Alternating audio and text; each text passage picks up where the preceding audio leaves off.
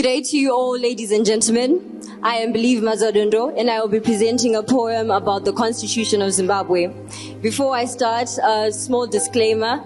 This poem was presented by the Debate and Public Speaking Club, snippet of what the Debate and Public Speaking Club has been doing. We managed to perform and participate in the orate provincial competitions where we managed to qualify to the national levels. So we would like to thank Winwood College for their support, our patrons, Ms. Mudewairi, Mr. Chigome, Ms. Kambani. So thank you. There was a story that my mother told me. Unlike the fond tales of the clever hare and the mischievous monkey, during the telling of this one, even to breathe, I did not dare. There was a young maiden and a villainous, hoaxful man. She said that he said that the divinity of the great deity had visited him that day and told him the young maiden's hand he must have in order to keep peace in the spiritual land.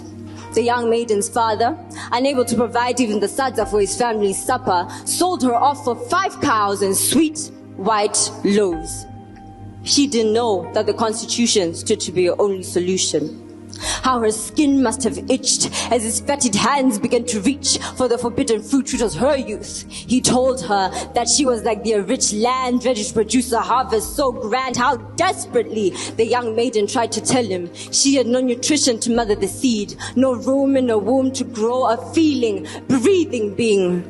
He told her, your family's destitute, so if you're to stay in my house, you have to take up the position of servitude. His words were like a plague that ate away the flesh of her innocence. The stench of rotting girlhood evaded her nostrils. It smelled so strong she felt she had no refuge. The Constitution could have provided her refuge. 34% of girls in Zimbabwe are married before the age of 18. That means 34, if not more, percent of girls do not know their own country's law, which states children are not pledged in marriage. If you ask me, I see more than one sin. Her skin turned all the shades and hues of the bright browns and blues, and not because the sun had kissed her, but because her husband's coarse hands had hit her. She wanted to flee, but guilt's chokehold so congent, it turned her tongue to knots, and those knots to weightless fluid that gushed from her eyes and streamed unheard messages of agony down her face. The Constitution stood to be her only solution. Did she not know the very laws that were made were meant to be her defender? Did she not know that the Constitution stood to be her only solution? Her motherland, Zimbabwe, wouldn't leave her unguarded. Along with her, I stand and say, let justice roll on like a river. An eye for an eye, an arm for an arm. Serve time for the time you engraved into her mind with your actions so unkind.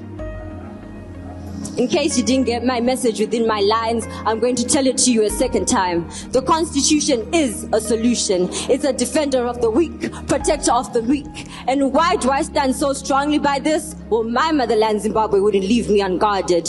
Thank you.